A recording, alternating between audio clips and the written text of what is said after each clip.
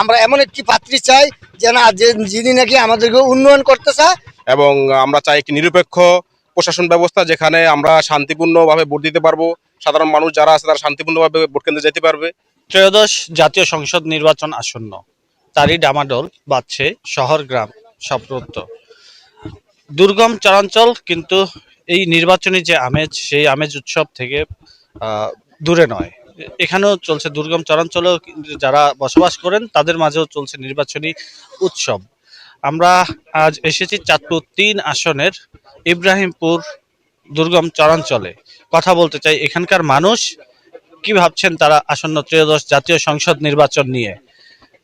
এই যে ইলেকশন আসতেছে, আপনারা কেমন ধরনের নির্বাচন চান? যে আমরা সূক্ষ্ম নির্বাচন চাই, যেমন আমাদের মা বোন নিয়ে যে আমরা নিয়ে স্কুলে ভোট দিতে পারি এবং আমরা নিজেরাও ভোট দিতে পারি।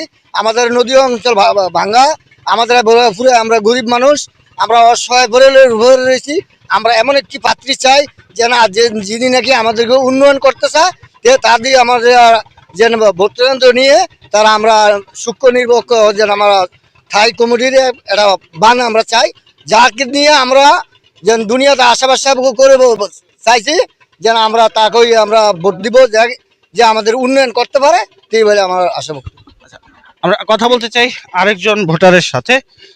আপনাদের এই যে দুর্গম চরাঞ্চল, এখানে যারা আইন শৃঙ্খলা রক্ষার দায়িত্বে থাকেন, তাদের সাথে আসলে নির্বাচনের যে সহিংসতার যে সংখ্যা, আসলে আপনারা কেমন পরিস্থিতি দেখছেন?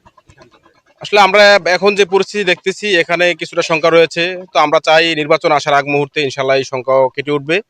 এবং আমরা চাই একটি নিরপেক্ষ প্রশাসন ব্যবস্থা, যেখানে আমরা শান্তিপূর্ণভাবে ভোট দিতে পারবো। সাধারণ মানুষ যারা আছে তারা শান্তিপূর্ণভাবে ভোট কেন্দ্রে যেতে পারবে। আমরা চাই সেই ব্যবস্থা করা হোক, যাতে সাধারণ মানুষের মধ্যে কিছু সংখ্যা রয়েছে সেই সংখ্যাটা যেন কেটে ওঠে। জানাচ্ছিলেন এখানকার মানুষজন, একমাত্র এই নদী এই চরাঞ্চলের মানুষের জীবিকার মাধ্যম।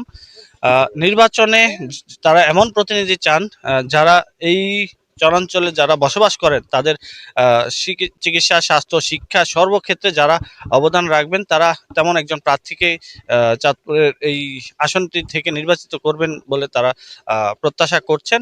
এবং সর্বোপরি তারা প্রত্যাশা করছেন যাতে তারা ভোট কেন্দ্রে সুষ্ঠুভাবে যেতে পারেন এবং সুন্দর মতো নিজের পছন্দের মতো প্রার্থীকে তারা যেন তাদের ভোটটি দিতে পারেন।